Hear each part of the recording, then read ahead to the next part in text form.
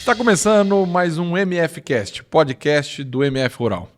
Hoje vamos falar aqui sobre controle biológico. E para esse assunto, trouxemos aqui Ricardo Rodrigues da Cunha, fundador da Orion. Tudo bom, Ricardo? Tudo bem, você, Roberto? Tudo bem? Tudo bem, Walter? Tudo bom. Aqui ao meu lado também, Walter Celani. Tudo bom, Walter? Rapaz, bom demais. E o papo vai ser bom, principalmente que eu descobri agora que a família do Ricardo é do Beraba também. Então estamos em casa. Tá tudo em casa. Estamos em casa. Bom demais. Que bom. Ó, você que está aqui nos acompanhando, se inscreva no nosso canal, dê um like, nos ajude aqui a manter esse assunto que a gente sempre está levando para você com qualidade. Fazendo isso nos ajuda aqui, correto? Bom, vamos lá. Vamos lá.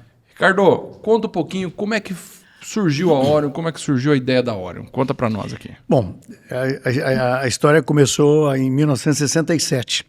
Meu pai tinha uma fazenda no Paraná, ali em Rancho Alegre, próximo a Londrina, e a fazenda era de café. E aí ele retirou o café e resolveu plantar soja, que já estava bem em evidência no Rio Grande do Sul.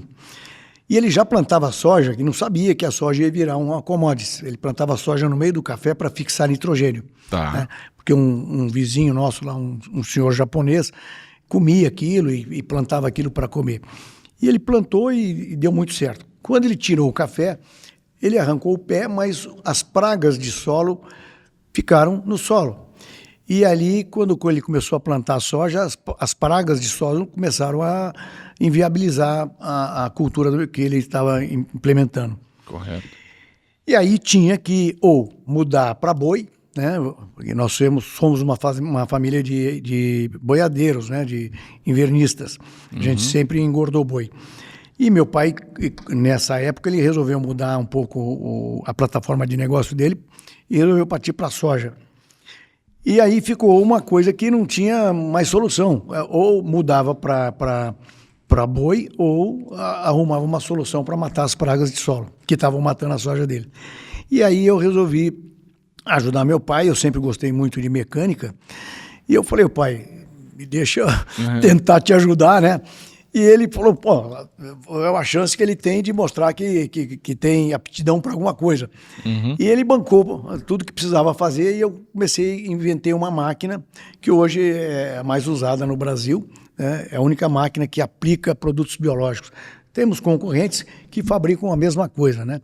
Mas eu acho que foi eu que inventei essa máquina lá em 1967, faz 50 e poucos anos. Mas né? em 67 você já pensava no biológico? Não. Eu pensava em ajudar meu pai a resolver um problema de praga de solo. Então eu fiquei andando nas plantadeiras que ele tinha lá, para ver aonde eu ia colocar o equipamento. Porque se as pragas moravam dentro do solo, eu precisava colocar o produto dentro do solo. E atingir isso o único lugar que eu poderia colocar quando a plantadeira abre o solo para depositar uma semente, e logo em seguida ela fecha, e esse tempo é sequência, mas nesse tempo, se fosse parado, seriam 0,2 de segundo. Tá. E é o único momento, que é o momento que eu chamo de momento mágico, onde você pode colocar alguma coisa dentro do solo, porque ele está exposto. Não só o solo, como a semente que foi colocada ali. Então é o momento ideal para você fazer isso. Porque todo produto biológico, ele contém seres vivos. Né? Tá. Isso aí já vamos falar depois, lá para frente, mas na época eram produtos químicos. Que não tinham que ter certos cuidados que hoje nós viramos especialistas em biológicos, tá? Então hoje, na Orion, nós estudamos mais biologia, química, física e agronomia do que mecânica, né? Então, porque o meu equipamento hoje tem que atender as necessidades da biologia, não minha, porque se eu colocar um produto e ele morrer no meio do caminho, eu vou jogar um defunto ali, né? Não vai servir para nada, né? Então a minha história começou desde pequenininho e meu pai, para mim, era um sábio, um visionário. Ele me disse, olha, você nunca abandone isso que você fez. E nas plantadeiras da fazenda dele, todas tinham esse equipamento. E já no primeiro ano, nós conseguimos aí em torno de 85% de eficiência. Ou seja, de cada 100 pés, 85 ficavam vivos. E antes eram, cada 100 pés, 20 ficavam vivos, né? Nossa. Então, aquilo deu certo. E aí eu fui aprimorando, Mas meu pai falou, olha, isso um dia vai ter que ser utilizado para produtos biológicos, porque produto químico a agricultura brasileira não aguenta, não suporta, né? Como realmente o que está acontecendo hoje. Hoje a produtividade não aumenta mais, a não ser que você invista muito, e aí fica mais caro o molho do que o frango, né? Então, e ele me falou, um dia todo mundo vai ter que usar biológico. Se a gente comparar a nossa agricultura com a agricultura americana ou a agricultura europeia, lá eles plantam uma safra por ano, depois vem o inverno. E o inverno, ele já é um eliminador de pragas. Muitas pragas morrem por causa do frio, o solo congela. Aqui no Brasil, não. Nós temos calor o ano inteiro. Então, nós temos que ter uma ferramenta que você possa se precaver de pragas, de insetos, enfim, de tudo que você... né? E hoje o biológico, para nós e para a humanidade... você vê hoje na Europa, você tem lá uma norma que até 2030, para a COP 2030, vai ter que reduzir 50% a emissão de CO2 na agricultura. E vão ter que reduzir em 50% a utilização de produtos químicos. Como é que vai fazer isso na Europa, né? Já estão pensando em desapropriar, por exemplo, na Holanda, 30% das fazendas para que a Holanda consiga entregar 30% já de imediato, mas você está matando o setor primário para poder atender isso. Você está matando vamos dizer, a dor e não está matando a doença, né? Então e com isso a gente tem um mercado aí monstruoso pela frente. É Brasil, Estados Unidos, Europa, enfim, onde tem agricultura, a gente... O Brasil hoje no biológico, ele é mais avançado do que em outros países? A Holanda hoje é o país que mais utiliza produtos biológicos em casas em estufa. Tá? Porque lá, por exemplo, tomate, o maior exportador de tomate do mundo é a Holanda, mas é tudo em estufa. Então você vê o tomate deles lá, é uma beleza, né? Quando a gente fala a céu aberto, a Holanda usa praticamente 100% das estufas usam biológicos, porque elas são fechadas, né? Então usa biológico. Mas em área a céu aberto, que a gente chama, ninguém usa, porque não tem máquina.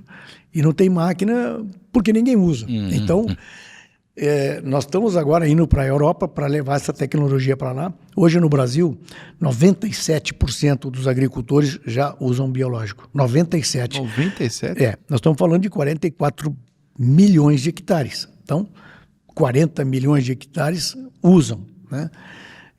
Principalmente os inoculantes, que são produtos biológicos, né? Então, na Europa, as pessoas nem conhecem isso, né? O pessoal só conhece aquilo que é levado para dentro de estufas, né? De casas de vegetação lá. Mas aqui você está falando aí 95% usa, né? Só que ele usa só o biológico ou ainda ele usa o biológico ainda junto com o químico? São duas coisas incompatíveis, né? É fogo e água, não dá para... Não tem como. Não tem como, Quando você usa um químico, no nosso caso, né, a Orion tem hoje equipamentos já para os próximos 10 anos. Então, hoje nós estamos na terceira onda, que eles chamam, né?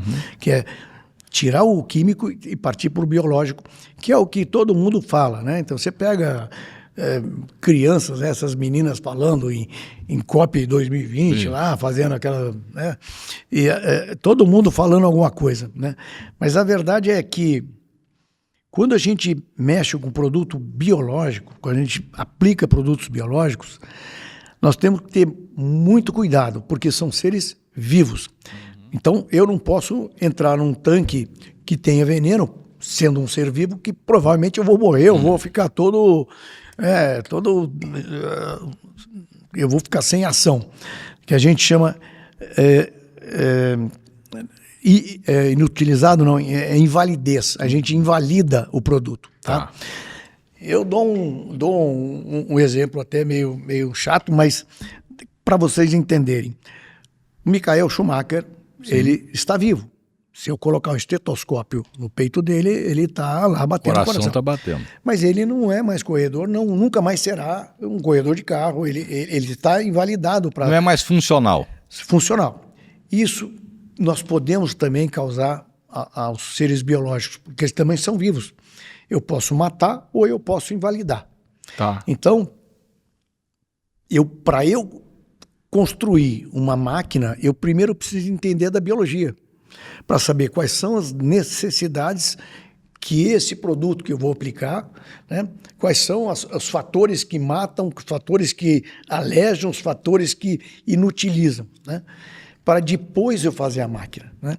Então, muitas vezes, hoje, é muito simples. Você vai nas feiras, você vê todo mundo lá com máquinas de tudo que é jeito, tudo que é preço, tá? Né? Mas nenhuma tem a preocupação de entregar um produto vivo e viável. É mais importante o viável. Tá. Né? Porque só vivo eu posso entregar ele como vivo inválido, como um Schumacher, né? que está lá, que infelizmente está lá. Né? E o que causou o acidente Schumacher não foi, ele bateu a cabeça numa pedra, mas não foi a pedra, foi a velocidade com que ele bateu nela. Né? Então, tudo isso tem que ser levado em conta quando o produto entra dentro de um sistema hidráulico, que é o que a gente faz, né? E passa por peneiras, passa por um monte de coisa, volta para o tanque, ainda não foi jogado no chão, então ele volta de novo para o sistema, e aquilo vai passando 10, 20, 30 vezes dentro do tanque.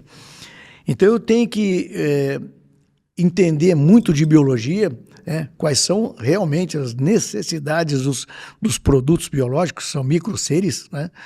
Para que a gente consiga colocar eles vivos, porém viáveis, que é o mais importante, né? Ô, Ricardo, voltando um pouquinho no tempo, para poder pegar lá no comecinho, quando você fala, essa hora que você fala pro seu pai, deixa eu fazer isso aqui e começar a inventar a máquina que ia colocar o fertilizante ou o regulador químico e não o biológico.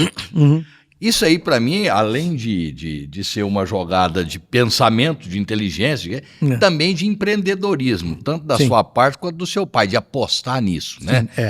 Como é que foi essa passagem para você? Ela foi muito rápida, ou passar do químico para o biológico, foi uma coisa que aconteceu, ou como é que você chegou nisso? Não, foram 40 e poucos anos de espera.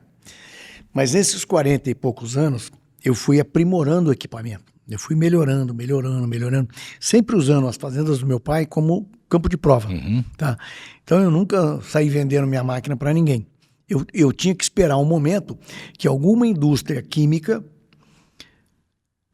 criasse algum produto que deveria ser aplicado dentro do solo. Tá? Então, a indústria química praticamente começou a criar esse produto quando os nematóides, né, que é uma pior praga que você pode ter, os nematóides começaram a criar problemas graves comerciais. Né? Então a pessoa às vezes deixa de colher 20%, 30%, 40% da agricultura dele porque morre. O nematóide vai lá e mata. Né? E então quando começou a aparecer nematicida, aí a minha máquina começou a ter interesse da indústria química, né? Porque eles tinham o produto, mas não tinha como aplicar. Então aí eu fui procurado. E a primeira empresa que nos procurou foi o que era, agora virou Syngenta, mas era uma empresa que era anterior à Syngenta. E eles criaram esse nematicida. Aí eu falei, bom, meu pai disse lá atrás, em 1978, você só vai vender esse teu produto quando as empresas começarem a produzir produtos para serem aplicados no solo. Mas eles precisam saber que existe uma máquina, né? Então eu ia para tudo que é feira e uma pessoa que me ajudou muito foi o Rubens, que era o antigo dono faleceu, que era o dono da Jumil, né? O seu Rubens. E ele me carregava como um filho, né? Eu falei, eu sou enteado dele, né? Até eu brincava, sou seu enteado. E então a história demorou 40 anos para virar negócio. E eu fui aprimorando, eu sempre ouvindo meu pai, falou, um dia vai acontecer, espera que vai acontecer. E eu tive paciência, esperei, e no meio, nessa espera, eu fui aprimorando. Eu sempre fui apaixonado por mecânica. Então, desde pequenininho, eu pedia carrinho de bombeiro, aqueles negócios saía com luz para todo lado, mas não era para brincar, era para desmontar, para ver como é que aquilo funcionava. E meu pai sabia da minha paixão. E quando teve essa oportunidade do meu pai testar realmente, pô, você querer agradar o seu pai é uma beleza, né? E você conseguir, melhor ainda. Nossa Senhora. E meu pai falou, pô, faz o que você quiser, gasta o que precisar, mas eu preciso resolver o problema. E ele jogou para mim. E para mim foi assim uma dádiva divina, né? Então... Mas isso aí você está falando, mas... Nós estamos falando, você falou 40... Eu tô 70 com quantos anos? Com quantos anos foi 15. Com 15 anos você inventar uma máquina dessa, pelo amor, já é... Não, e o pai jogar na mão do filho muito legal isso. É muito bom. Nós somos uma família de 9 irmãos, né? Então tem irmão de todo jeito lá. Tem um que gosta de fazenda, outro que gosta disso, daquilo. E eu gostei sempre muito de mecânica. Então hoje eu faço o que eu gosto, sou fazendeiro também, sou agricultor, sou plantador de soja também, sou boiadeiro, mas o que eu gosto mesmo que é o meu hobby, meu passatempo, é a minha Disneylândia, né? Minha fábrica. Então eu acho que um dos fatores que me fez ter sucesso é fazer o que eu gosto, né? Tá no que eu gosto, que eu também gosto muito de agricultura, e ajudar a agricultura, né? Eu digo, a gente não vende máquina, nós vendemos resultado. E para isso a gente precisa entender muito, né, para não dar prejuízo para ninguém, né? Então, qual foi sempre a sua motivação em fazer isso? Porque mecânica. Sempre foi motivação mecânica. Mecânica e agricultura. Tá. Quando foi em 1977, estava morando em Londres, aí eu vim para o Brasil e... Aí meu pai tinha um funcionário dele, que era o gerente, ele foi embora, pediu as contas, e eu me propus a vir para morar na fazenda aqui em Quintana, aqui pertinho. Tá. E fiquei lá de dezembro de 77, até 5 anos atrás, morando lá na fazenda. Aí eu mudei para Pompeia, aluguei uma casa em Pompeia, mas eu moro na fazenda, moro em Pompeia, fim de semana para a fazenda, pela facilidade. Minha fábrica está em Pompeia hoje. E nós estamos agora construindo uma fábrica nova em Quintana, a 12 quilômetros, né? É uma fábrica, vai ser a maior do mundo, né, desse tipo de equipamento. Já temos hoje pronta lá na beira da estrada 10 mil metros quadrados, serão 50 mil metros quadrados de área construída. É uma fábrica. E o meu sonho, além de fazer isso, aí eu tinha outros sonhos, né? Sim. Quando eu vi que a coisa ia começar a pegar a rosca, né? Eu falei, pô, meu sonho agora é ser parceiro da John Deere, que é a melhor do mundo. E batalhei, fiquei 10 anos buscando uma parceria e tal. E há 2 anos atrás nós fechamos uma parceria. Então nós somos hoje o fornecedor exclusivo para a John Deere desse tipo de equipamentos, para Brasil e América Latina, né? E estamos trabalhando, pavimentando para ir para os Estados Unidos também. Então, nossa, que legal. Inclusive hoje nós tivemos uma reunião, nós montamos uma fábrica no Paraguai para fornecer a John Deere para o Mercosul todo. Então já está funcionando a fábrica. E estamos começando agora a pavimentar uma fábrica em Portugal, para a Europa. Porque a Europa precisa, exigência governamental, né?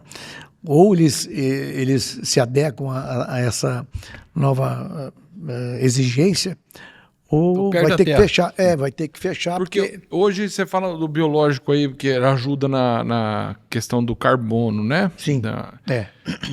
Como explica para o pessoal como é que o biológico ajuda nisso? Porque, por exemplo, qual é o maior problema hoje que produz carbono na agricultura? Hoje, na agricultura, dizem muito que o boi, mas o boi ele produz, mas nós, seres humanos, produzimos tanto quanto, né? Mas o que produz mais CO2 é os adubos nitrogenados, são os adubos nitrogenados. Tá. Porque os adubos nitrogenados, ureia, vamos falar em ureia, mais ou menos, a grosso modo, se você jogar 100 quilos de ureia na sua lavoura, 50 quilos vão volatizar, vão virar gás, que é o gás de efeito estufa. 20%, talvez, 25%, mas 20% é um bom número, a planta vai conseguir comer. E 30% vai lixiviar. A água vai levar para o lençol freático e vai ainda também poluir o lençol freático. Então, a ureia é o grande vilão do negócio. Existem hoje bactérias, no caso vamos falar de soja, existe uma bactéria chamada Bradyrhizobio. A gente chama são inoculantes. Você inocula a soja é uma leguminosa, e essas bactérias entram pelo pelo da raiz e entram lá e formam um abscesso na planta. Tá. E esse abscesso vai virar um nódulo, como se fosse um furúnculo, uma biunga. Certo. E formam, às vezes, dezenas ou centenas de nódulos. Para armazenar o nitrogênio. Não. Não. A planta, ela não come nitrogênio. Se eu jogar ureia, tudo bem, ela já está na fórmula NH3, que é pronta para a planta comer. Mas as bactérias, elas captam o nitrogênio do ar, que no nosso ar que nós estamos respirando tem 80% de nitrogênio. Mais ou menos 80%. Mas ele está na fórmula N2. Tá. E a planta não come N2. É como se eu convidasse vocês para almoçar na minha casa e tivesse lá um arroz sem cozinhar, o feijão sem cozer, o bife sem fritar, o ovo sem fritar, ninguém vai comer aquilo. Aquilo é alimento, mas não é comida. Entendi. Comida é o alimento preparado para se comer. O N2 é o alimento. A comida é o N2 transformado em NH3. Aí a planta come. E a ureia já vem pronta para isso, só que ela volatiza. Essas bactérias, elas captam o N2 do ar, né, que dentro da terra tem oxigênio, elas tiram do ar e transformam. É uma indústria de transformação de N2 em NH3. E as bactérias fazem uma coisa chamada simbiose. Simbiose é troca. Eu vou no açougue, dou dinheiro, o açougueiro me dá carne. Vou na padaria, dou dinheiro, ele me dá pão. No caso das bactérias, a bactéria dá nitrogênio para a planta e a planta fornece carboidrato para as bactérias sobreviverem. Isso vai até o fim do ciclo da planta. Tá? Então, hoje nós temos esse tipo de bactéria. E a Embrapa descobriu, há anos atrás, que a associação de uma outra bactéria chamada Azospirillum brasilense, ela teria um sinergismo com essa outra bactéria. Então, só a grosso modo, um exemplo. Vamos supor que essa primeira bactéria, que é o Bradyrhizobio, forneça 100 quilos por hectare de nitrogênio. Se eu colocar a outra bactéria junto, essa outra bactéria vai fornecer mais 30%. Então, a soma seriam 130%. 130%. Tá? E fora isso, essa outra bactéria, ela produz hormônios, 3 hormônios, que é a citocinina, oxina e gibirilina, que são 3 hormônios que a planta utiliza para enraizamento, para adensamento, as células da planta ficam mais grossas. Isso inibe um pouco a ação de insetos sugadores ou roedores, porque é igual por exemplo, se soltar eu numa mata, eu vou morrer de pernilongo me chupando o sangue, borrachudo. Se você soltar um índio, o bicho nem consegue furar a pele dele. Ela engrossa o couro da planta. Engrossa o couro da planta, exatamente. Então, ela faz essas coisas, ela aumenta a raiz, né? Ela aumenta a área de busca de alimentos, aumentando a raiz, né?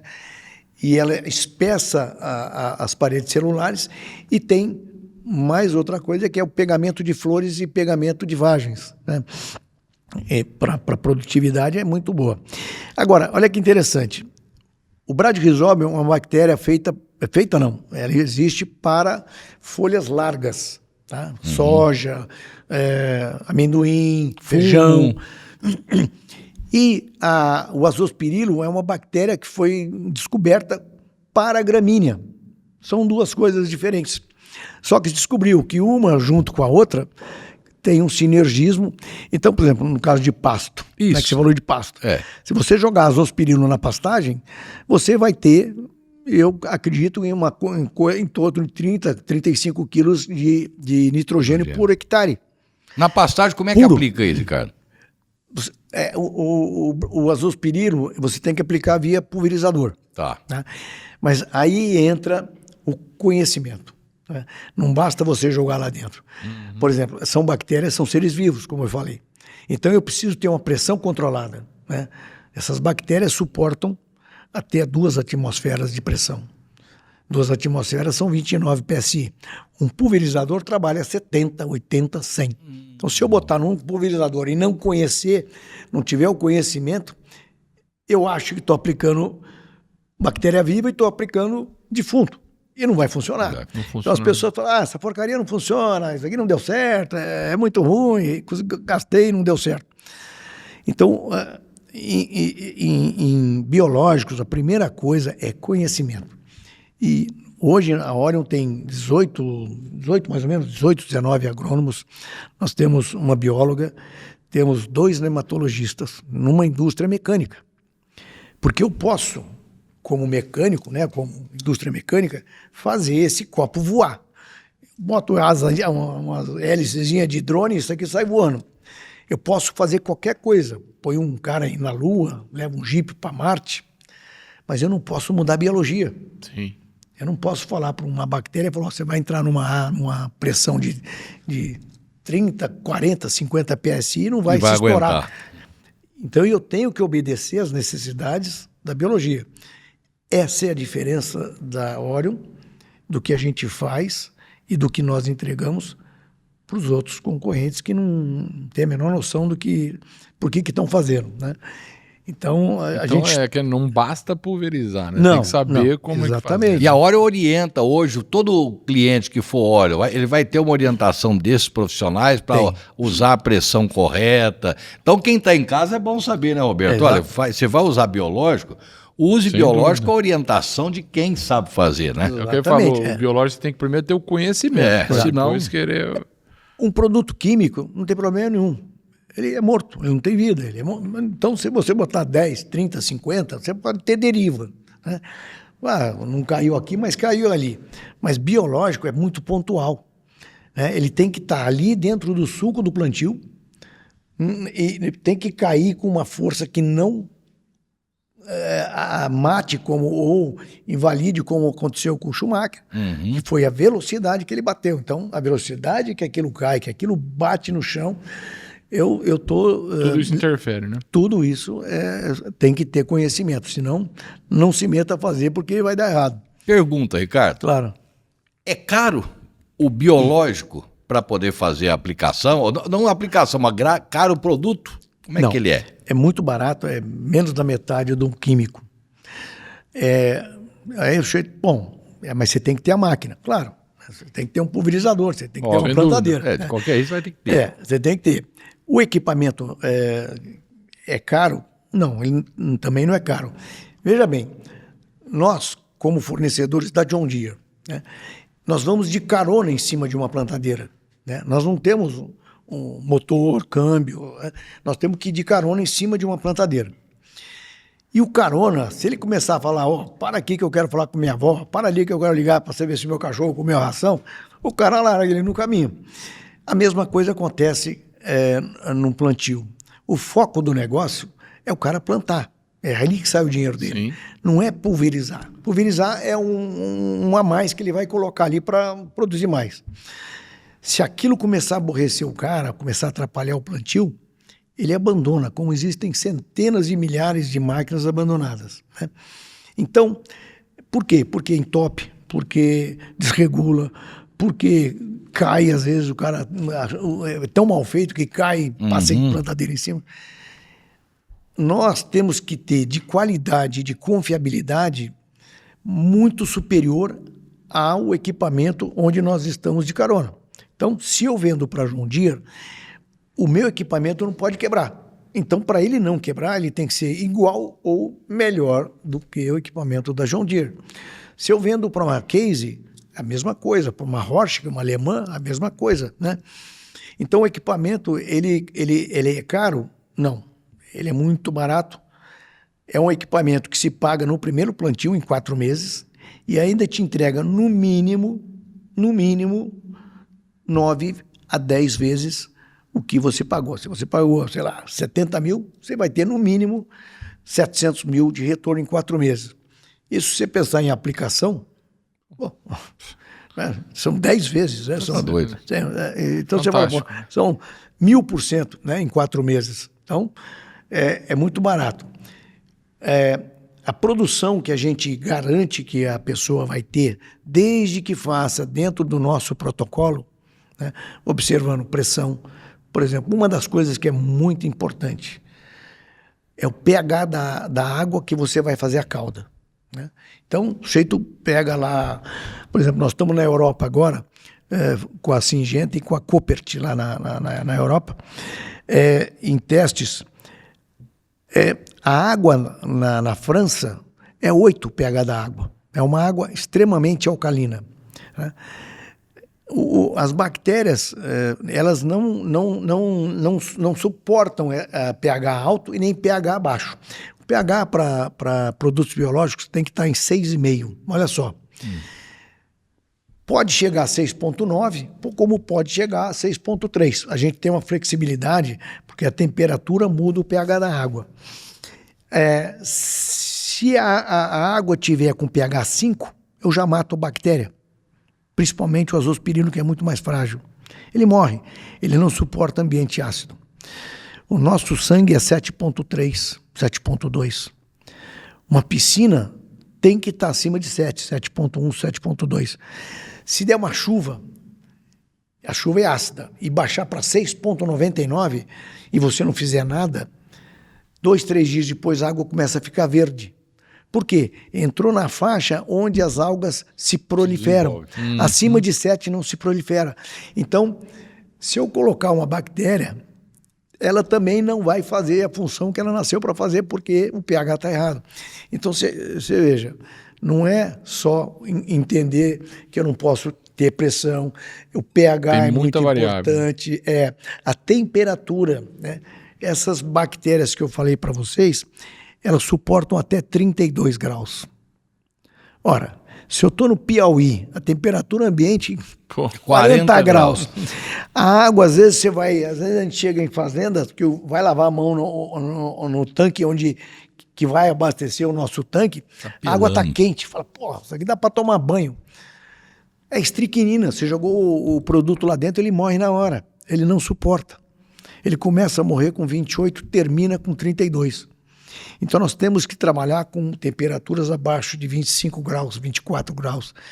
E lembrando sempre que o produto vai ficar ali 1 hora, 1h30, 2 horas, 3 horas, dependendo do tamanho e da autonomia da plantadeira.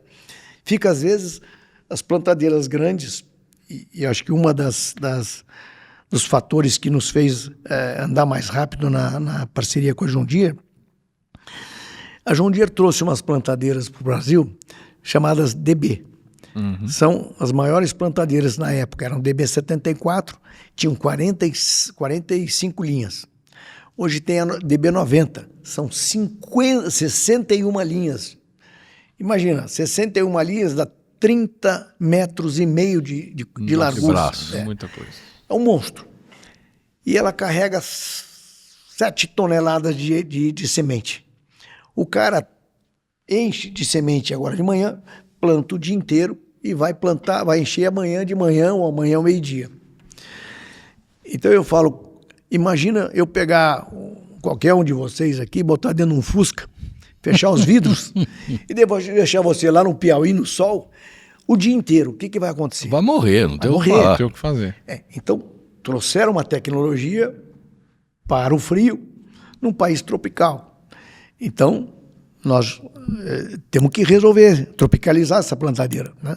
E hoje nós já resolvemos o problema, que vamos lançar o ano que vem com a John Deere, um equipamento que vai solucionar esses problemas, tá? de temperatura. Mas se as pessoas não souberem, e o interessante é que a semente, ela tem duas coisas. Eu estou vendo a semente de soja ali atrás. Ela tem duas coisas, vigor e germinação. E toda semente ela foi feita para cair sobre o solo. Eu não conheço nenhuma planta, nem um pé de coco, um pé de maçã, que uma vez que a maçã caiu no chão, ela vai lá, abre um buraco e tampa. Não existe. A natureza, ela cai, né? No caso da soja, cai, 90%, 95%, algum bicho come, passarinho come, e alguma que está embaixo de uma folha escondida vai nascer para quê? Para perpetuar a espécie. Né? E ela vai se virar uma outra planta e assim vai. Então ela não precisa de vigor. Mas depois que o homem resolveu enterrar ela ali a 4 centímetros de profundidade, ela precisa ter força, né? Vigor é força. Para romper. Para romper aquilo e sair para fora. Né? E o vigor, ele morre. A gente mata o vigor de uma semente com calor. Tanto que as sementeiras, todas elas, têm câmaras refrigeradas para ficar entre 12, 13, 14 graus no máximo. Agora, a hora que sai de lá, o cara põe num caminhão sem lona. Ela pega um bafo danado. Então, você vê, hoje, se colocasse conhecimento para as pessoas, se produziria muito mais na mesma área. Na mesma área. Na mesma área, sem gastar nada.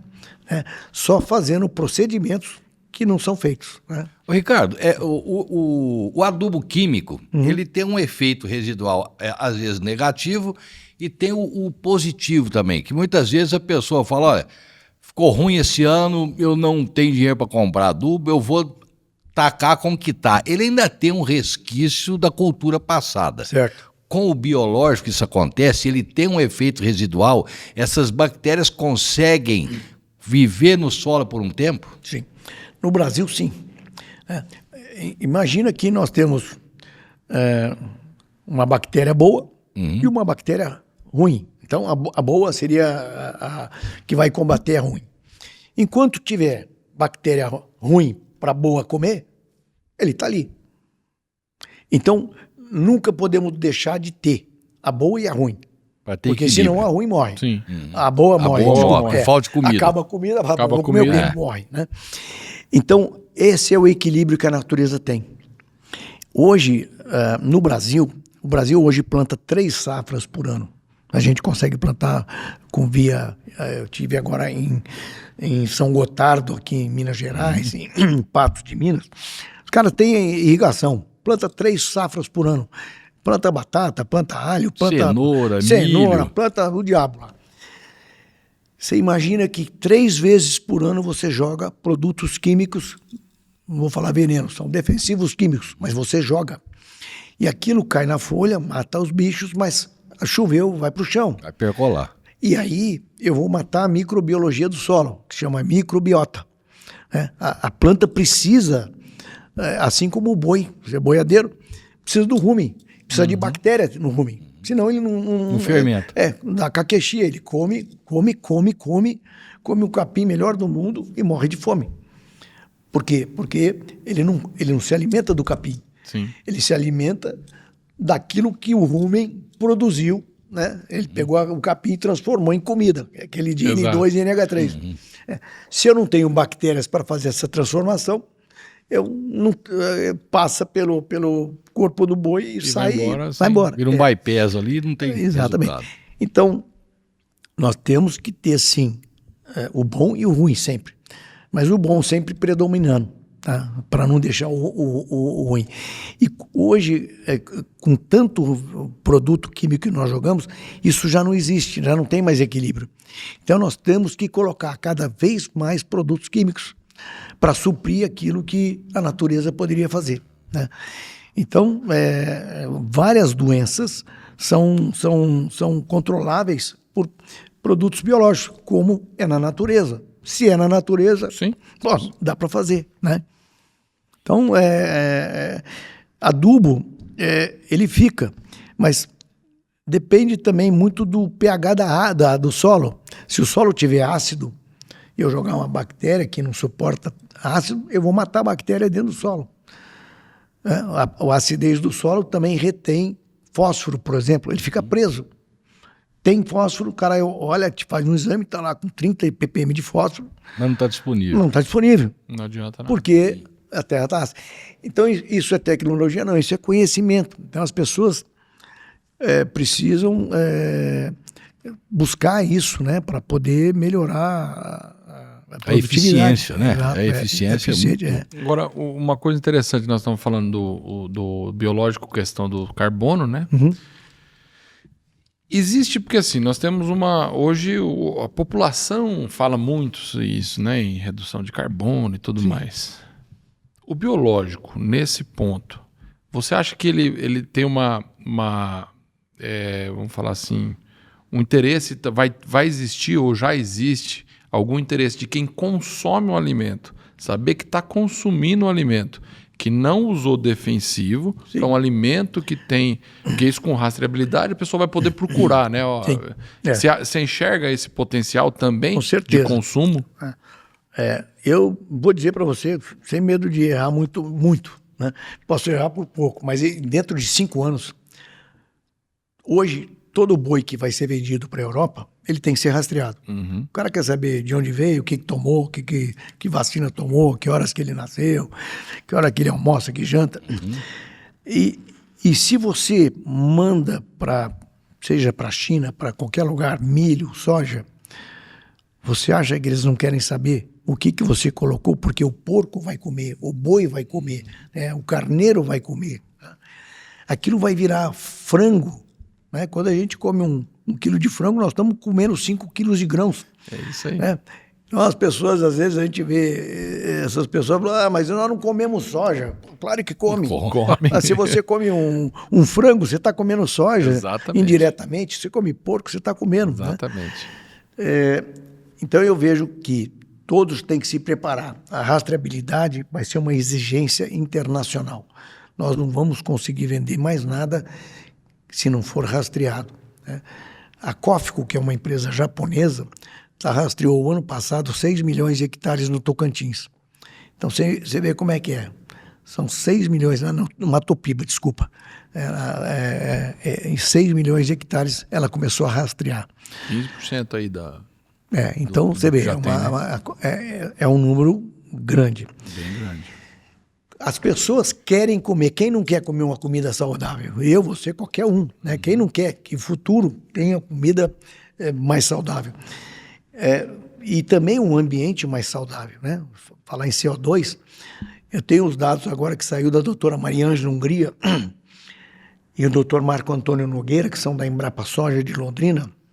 Só na safra passada de milho e soja, o Brasil deixou de emitir 250 milhões de toneladas de CO2. Poxa. Sabe com quê? Com bactérias que produzem nitrogênio. E deixou de gastar 28 bilhões de dólares, ficou no bolso do agricultor. Olha o impacto financeiro disso também. Usando bactérias. Então, a bactéria funciona, né? Dá certo, mas a única coisa que você tem que entender que é uma coisa técnica, né? Não é uma coisa que você compra, põe lá e joga de qualquer jeito. Então, nós estamos agora fazendo alguns testes na Europa. Vamos fazer 2 testes na Holanda, 2 testes na França e 2 testes na Itália. Nós mandamos máquinas para lá agora para implementar isso, para poder levar para o agricultor europeu essa possibilidade que no Brasil já está consagrada. Né? É um país tropical? Mas nós tivemos que fazer isso aqui. Né? E lá eles necessitam, porque são normas governamentais, eles têm que fazer. Ricardo, desculpa. Lá na Europa, você acha que vai ser mais fácil para adaptar essas bactérias por causa de temperatura, por exemplo? Vai ter uma facilidade maior? Quando você fala em, vamos dizer, eu vou plantar soja, eu vou plantar batata, eu vou plantar... Evidente que, por exemplo, eu não posso jogar uma bactéria que é da soja, que é de uma leguminosa, para uma batata, que não é. Então, mas eu posso usar o azospirilo, né? O azospirilo é uma bactéria que hoje ela se mostra polivalente. Ela vai em qualquer coisa. seja na batata, no coqueiro, na laranja. Descobri-se que ela é polivalente, você pode colocar em qualquer lugar. E como eu falei, ela produz 30 quilos, eu estou chutando este número, eu não sei exatamente o número, mas vamos supor... torno de 30. Em torno de 30 quilos por hectare, né? Bom, se eu jogava 100 quilos de ureia e jogo 30% a menos, porque eu vou usar bactéria, eu já estou dentro da norma que está estipulada até 2025, que é para redução de 30% da emissão de CO2, sem fazer nada, né? Então, é evidente que essas bactérias provavelmente não vão sobreviver ao gelo, mas o ano que vem eu ponho de novo. Sim. É barato. Sabe quanto custa uma dose de bactérias, de bradisóbio? R$1,40, R$1,50. Você joga R$5 por hectare. Não é nada. É pouco demais. Agora, essa questão que a gente levantar um pouco, sai um pouco na questão de CO2, que as normas e tal. Existe a norma, vamos baixar o CO2. Mas não existe também um certo exagero de falar que tem que baixar muito? Porque também se você baixar muito, também não é... O que você enxerga nisso? Bom, primeiro a gente precisa entender, saber, né? Quanto de CO2 tem hoje, com toda a poluição, né? Pouca gente sabe, talvez quase ninguém. Mas nós temos hoje 0,04%. 0,04. Qual seria o ideal? 3 a 3,5. 3,2, 3,3. Então nós estamos meio longe demais. Se nós conseguíssemos... Não, 3,5 não, é 0,03. 3. Tem 0,04 e 0,35. Tá. Se a gente abaixasse para 3, já estaria no limite de baixa. Se abaixássemos para 2, as plantas morreriam. Para você ver como que é. Por quê? É sensível, né? O CO2, a planta, ela faz... Ela pega o CO2 e transforma em oxigênio. É a fotossíntese. Se eu não tiver CO2, eu não tenho oxigênio. E se eu não tenho oxigênio, a planta morre. Então, existe a preocupação de que no futuro isso possa aumentar? Existe, claro. Se chegar em, sei lá, 7, 0,08, 0,09, sei lá, aí nós vamos ter um resfriamento da Terra. Isso pode causar, como já houve no passado, inclusive na era glacial. Né? Então, a Terra hoje, quem manda na Terra, no planeta, é o Sol e o mar. Esses são os grandes que criam ou não criam problemas, né? O homem é insignificante perto do Sol e do... É um certo exagero, realmente. Né? Sem dúvida.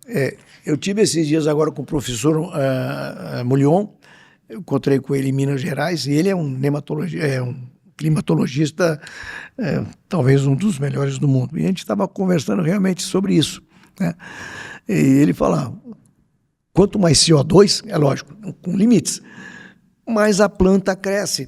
A produção na Inglaterra foi aumentada porque tinha CO2 em abundância, né? Como é que chama? Bom, lá no Reino Unido, tá? Então fizeram uns experimentos que aumentou por causa do CO2. Aumentou o CO2, aumentou a comida, a planta produz mais oxigênio. Então, né?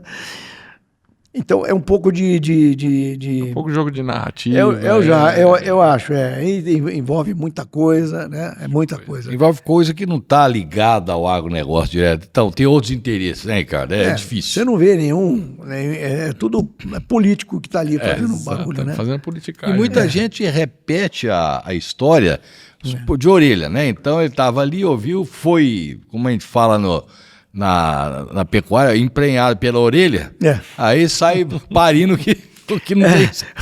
Não sabe nem o que está falando. Não sabe nem o que está falando. É interessante, mas é isso mesmo. As pessoas falam muito e sem saber, né? Esses dias eu vi uma cantora famosa falando que os agricultores tinham que acabar com a agricultura porque eles estavam acabando com a água. É brincadeira. Então, e ela vai beber água o resto da vida sem comer, né? Não, mas olha que interessante. E aí perguntaram para ela, E você o que que é? Não, eu sou vegetariano, eu só como legumes, vegetais, tá. Mas você bebe o quê? Coca-Cola? Agora, não, só tomo suco de melancia, adoro suco de melancia, suco de melão. Aí então você fala, bom, eu tenho uma fazenda, uma melancia, se você espremer ela, 95% é água. Sim. Eu tiro a água da minha fazenda, levo para o Rio de Janeiro para ela beber, e ela não me devolve nada, ela vai devolver coisas que saem pelo esgoto e vem para o Rio Tietê, o Rio Pinheiros. E ela que está bebendo aquela água que foi colocada da minha irrigação para ela beber lá no Rio, lá em São Paulo, lá em Recife, onde seja, né? Então, as pessoas precisam ter mais noção estudar mais, né? Estudar. A gente precisa... complicado. É uma talvez. questão... E o pior é que esse tipo de gente influencia muita gente, né? Esse é o maior problema. E emprenha mais gente pela orelha. Exatamente. Esse é o maior problema. Esse é. E aí é onde o agronegócio, o produtor rural, o campo, ele precisa saber comunicar melhor, né? Você acha? Com certeza. A gente precisa ter essa, né? Nós somos hoje o carro-chefe do Brasil. Né? Hoje, se a agricultura... Eu gostaria, inclusive, se puder falar... Pode falar. Hoje, o governo estimula muito todo agricultor a produzir o seu próprio bioinsumo na fazenda. Né? Então, existem até linhas de crédito do Banco do Brasil para você montar uma biofábrica na fazenda. Bom, imagine que nós tivemos agora a pandemia, né, de um vírus que saiu lá de Wuhan, num laboratório de categoria 3, 4, sei lá, e saiu de lá de dentro. Não sei se saiu ou se tiraram, mas... Foi expulso lá de dentro. Mas olha o estrago que fez no planeta, né? Em termos de tudo. Quebrou muita gente, quebrou o país, quebrou todo mundo. Isso por causa de um vírus. Você imagina que um cara com uma biofábrica, mexendo com produtos biológicos, possa criar uma doença como uma ferrugem asiática, que hoje é um problema sério, né? Criar uma nova doença para a agricultura, o Brasil está ferrado. A Argentina, Estados Unidos, né? E o mundo está ferrado porque não vai ter comida. Né? Então nós precisamos ter muito cuidado quando liberar essas coisas. Né? Nós tivemos até falando com o secretário de Agricultura de São Paulo, fomos conversar com o pessoal, né? Para alertar eles desse perigo, né? Porque o Brasil é um país agrícola. Né? Hoje a agricultura é, sei lá, 60% é agricultura. 12%, 14% é a indústria. Inverteu. Antigamente era 60%, 70% da indústria e a agricultura era uma porcaria. Hoje nós somos fortes. E se a gente perder essa possibilidade de fornecer comida para o mundo, porque se criou alguma coisa no laboratório, é complicado. Então a gente precisa alertar, né, todos que vão fazer, ou que já fazem, e ter um extremo cuidado. Agora, qual é o agricultor que tem condições de manter um biólogo dentro da fazenda e um laboratório de alta tecnologia para ver se tem contaminação? Aí eu vou no popular de novo. É a mesma coisa que soltar revólver na mão de macaco. Se não sabe, para que lado vai sair o tiro, né? Pode pegar no você mesmo. Então, você tá doido, aí. É um perigo. É complicado. É perigo. Um risco biológico muito grande. É muito grande. Eu vejo assim, eu penso assim, qual os dois grandes maiores problemas do futuro, né? Uhum. Acho que são dois. Sim, energia e comida. O primeiro é energia. Porque sem energia eu não produzo comida. Exatamente. Eu não consigo produzir comida. Eu posso até ter um pé de alface na minha fazenda, mas comida... São Paulo não produz comida. A cidade de São Paulo come. Nós produzimos. Aí vai ser só para subsistência, não vai ter condição de... Não tem comida para todo mundo se não tiver energia. Como é que eu vou ligar um trator? Como é que eu vou ligar um silo? Como é que eu vou transportar uma comida para uma capital? Como é que vai conservar o leite? E a gente não vê essa preocupação, né? Fica o foco mudando para outro lado, né? Eu acho que esse pessoal devia estar mais preocupado em energia, né? Produzir energia, porque energia é que toca o mundo. Se eu não tiver energia, eu não vou produzir trator, eu não vou produzir comida, eu não vou produzir nada. Não produz nada. Nada. corta a energia da sua casa 2 dias. Tá louco. Seu banheiro já não funciona. Só, você já tem que... nossa senhora. Na hora de ir na casinha não tem jeito, né? E se você mora em casa, ainda dá pra esconder em algum lugar. Agora no apartamento não tem jeito. Bagunça é difícil, tudo. Bagunça tudo. Não tem jeito. Mas é complicado, viu? Mas a gente está aí para fazer Ricardo, a diferença. qual que é o futuro dos biológicos dentro do Brasil, vamos falar primeiro? Você falou que 90% dos produtores já usam. Sim, é mais de 90%, 95%. E esse 95%, então quer dizer que o potencial de crescimento para a utilização é pequeno hoje? Não. Já que usa em 95%? Não, nós estamos falando de biológicos inoculantes, tá? 95% usa. Ninguém hoje planta sem um inoculante. Tá. E esses inoculantes, eles vêm num sistema chamado TSI ou TS. TSI é tratamento de semente industrial. Então você tem uma sementeira, o cara compra a semente de você e você trata a semente para ele. Você põe fungicida, inseticida, enfim, outros produtos que você queira usar, nematicida, e você põe o biológico. Aí você põe o biológico em contato com o produto químico. O que acontece? Ele vai morrer. Ou ele vai ficar aleijadão lá, ou ele vai ficar inválido. Então, não funciona. É utopia achar que você está fazendo um bom negócio comprando TSI. Produto biológico tem que estar separado. Tem que ser colocado separadamente. Tá? Voltando só à pergunta sua. Não, estava falando assim, esse potencial de crescimento reduziu. Nós estamos falando em 95% de dois produtos, que são bradyrhizóbio e azospirilo. Os dois são chamados de inoculantes. Mas existem fungos e outras bactérias. Por exemplo, eu tenho... existe um fungo chamado Pocônia. Ele é um nematicida. Existe um outro fungo chamado tricoderma. Existe um outro fungo chamado metarrhizium. Existem vários fungos e cada um tem uma função. Eu lembro de um Saccharomyces cerevisiae, que é usado em silagem. Tá exato. Você faz para fermentação, exatamente. Então, nós estamos falando de um mundo que ainda não se abriu. As pessoas hoje, elas querem reconstruir a microbiota do solo.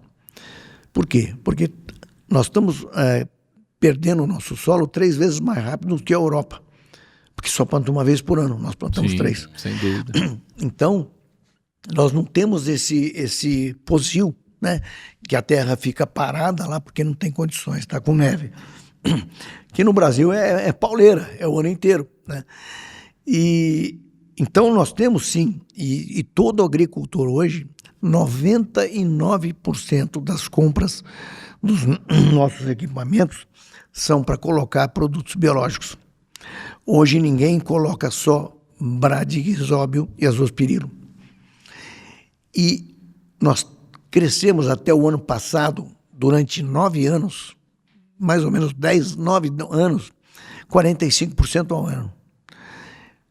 De 2020, 2021 e 2022, nós crescemos 78%. Puxa vida. Mais, desculpa, 100%, né? É 100%.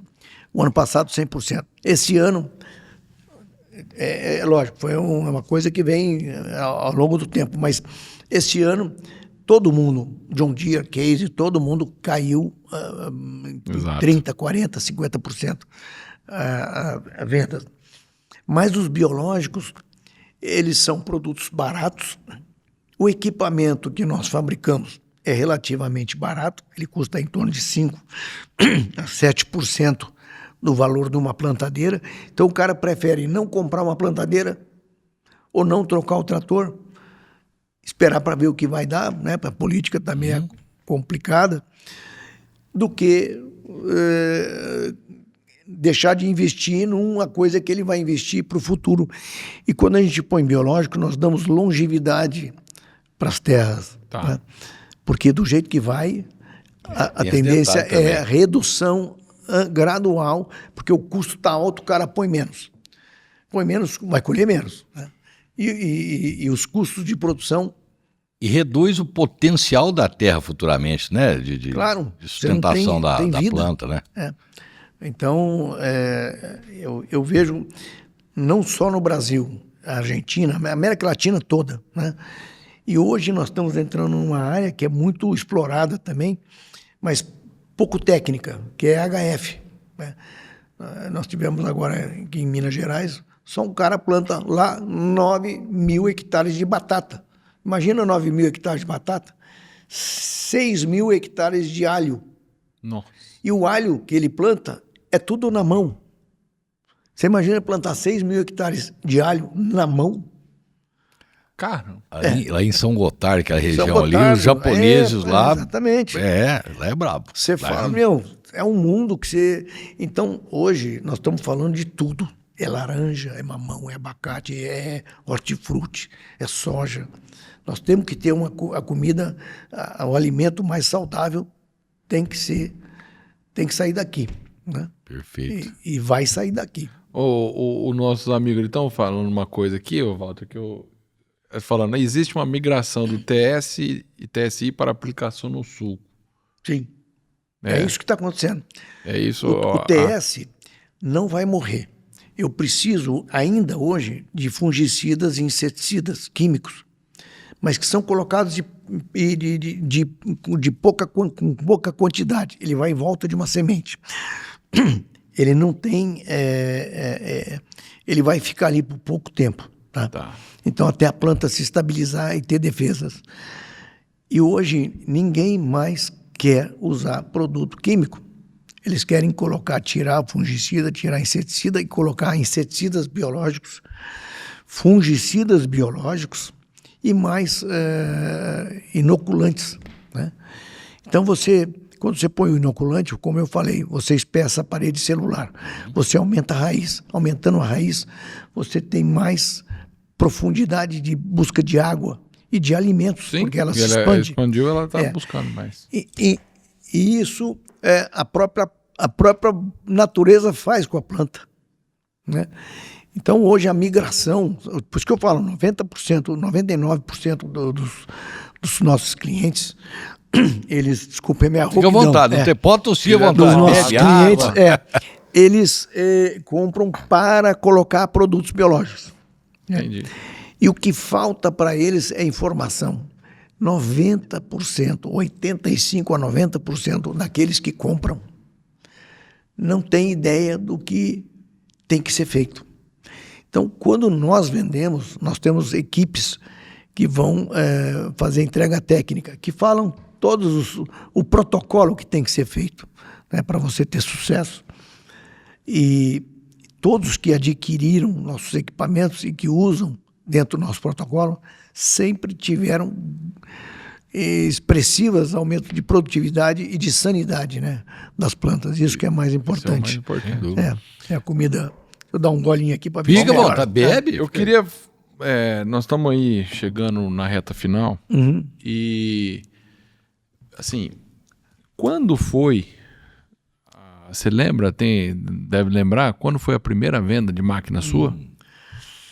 Rapaz, a primeira venda foi para um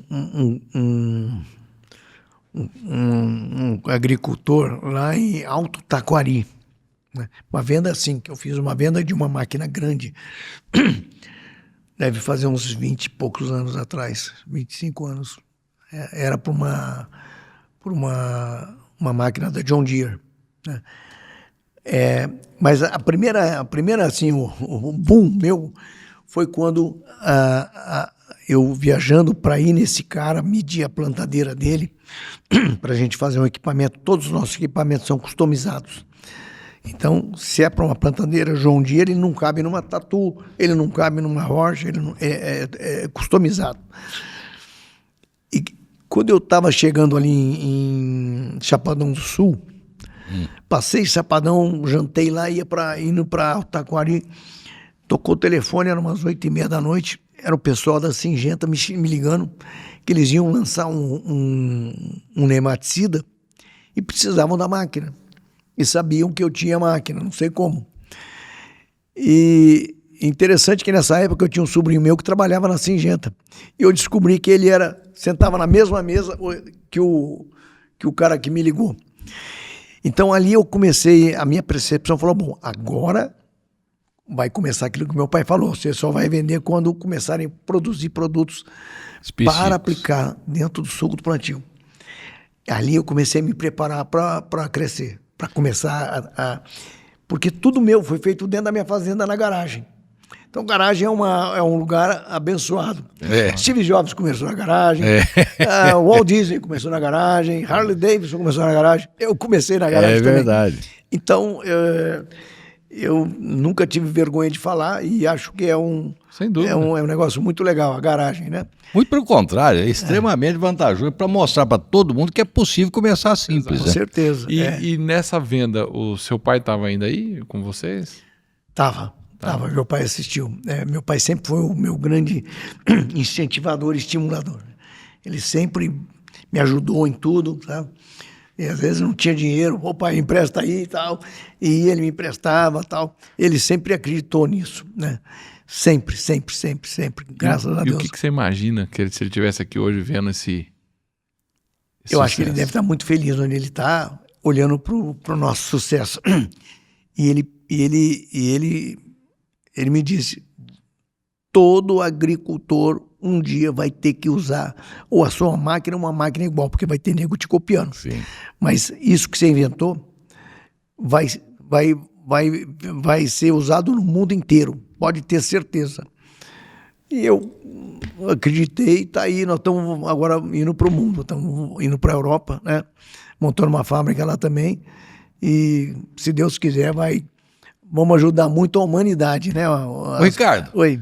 Hoje você teve tempo, depois de correr tanto, fazer tanto, tal, tem seus filhos com você, tal, mas você já teve tempo para pensar na sua realização? Porque às vezes você trabalha muito e não pensa, mas você já teve tempo para pensar e falar, puxa vida, rapaz, com 15 anos eu comecei... Olha onde é que eu tô, olha onde é que eu tô chegando. Você já parou para pensar isso ou não dá tempo? Eu parei para pensar, mas eu nunca pensei que pudesse. Eu, quando vendi a primeira máquina, eu falei, se eu vender 10 máquinas por ano, pô, eu tô feliz da vida. Né? Fazia tudo na garagem da minha fazenda aqui em Quintana. Depois começou 10, 60, 100, 200, 500, 1.000, 2.000. E aí não para mais, né? E isso é muito legal porque as pessoas estão vendo o benefício que isso traz para elas, traz para o agricultor em forma de aumento de produtividade. Aumento de ganho financeiro. Aumento de ganho, você investe menos e ganha muito. E é uma coisa que o mundo quer hoje, que é redução de CO2, redução de defensivos químicos na comida, né? Então eu vejo que eu estou deixando um legado para os meus filhos, para a humanidade talvez, bacana, né?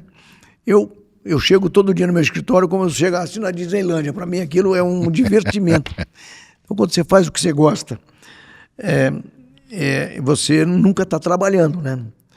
E eu digo, nós temos que cuidar de pessoas, né? O gestor ele tem que cuidar de pessoas e pessoas têm que cuidar de resultados.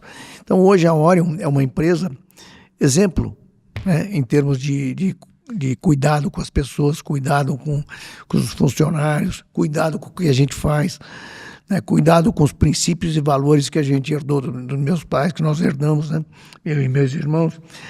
Isso tudo me trouxe o sucesso. Sucesso não é privilégio de ninguém. Qualquer um pode ter, né? Sucesso, na minha cabeça, é consequência de trabalho, dedicação, comprometimento, fazer bem feito, né? Fazer o que gosta. Se você fizer isso tudo, é só esperar. Eu esperei 40 anos. Né?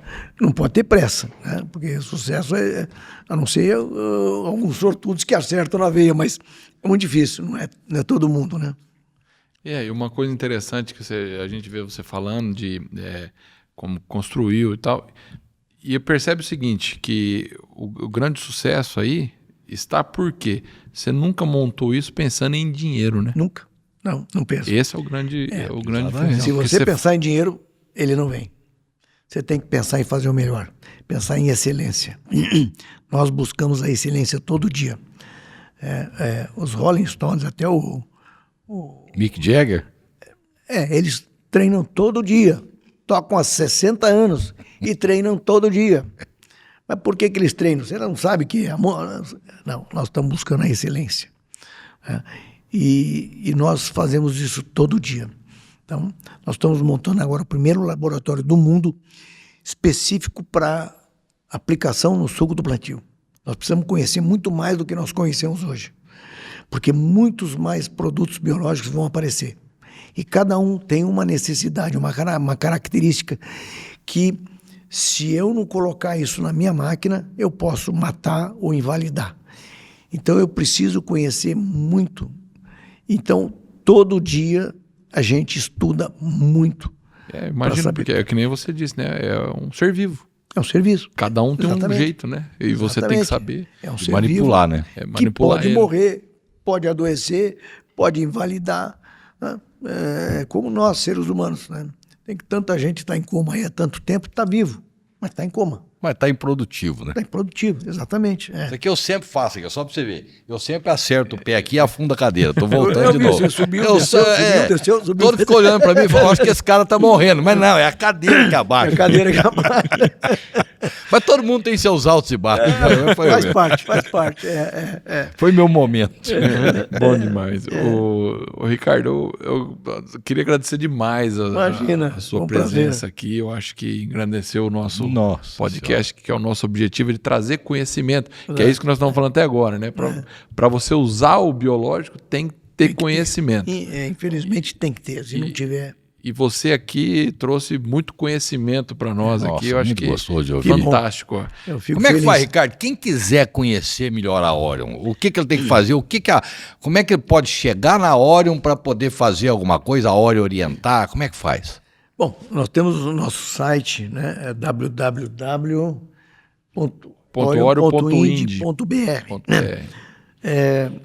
É só entrar no nosso site, tem telefones, tem tudo. A Orion fica aqui pertinho, em Pompeia. Desculpe aí, a voz está Fica à acabando. vontade, não preocupe com isso não. E nós temos, hoje nós temos uma rede de revendedores, de mais ou menos 180 revendedores nossos no Brasil. Temos mais a rede John Deere, agregada à nossa rede, são mais 260 revendas.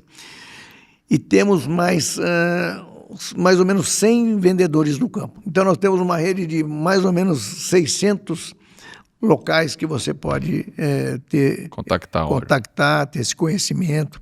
Todos eles estão preparados para isso, né? Nós treinamos todos eles. Então, e entrar no nosso site e buscar, ligar para nós, a gente está lá. Eu gosto de atender isso. Quando a pessoa tem dúvida, eu mesmo gosto de atender. Legal. A gente tem uma área de tecnologia, mas quando tem alguma coisa mais difícil, eu gosto de... Coisa boa. Porque eu sempre aprendo quando eu falo, né? Então, é legal isso. Exatamente, isso é fato. Isso é um fato, você não esquece. Exatamente. O melhor jeito de aprender, né? Fazendo, melhor jeito de exatamente. É isso. Obrigado, Ricardo. Eu que novamente. agradeço a oportunidade de poder levar conhecimento, né? Transferir um pouco de conhecimento. E estou sempre à disposição de vocês. Foi muito, muito oportuno isso, porque é um movimento que está começando a criar corpo e alma, né? Beleza. Então, tá bom? Show de Muito bola. obrigado. Obrigado, Obrigado obrigado. pelo convite. É isso. Esse foi o MFcast, podcast do MF Rural.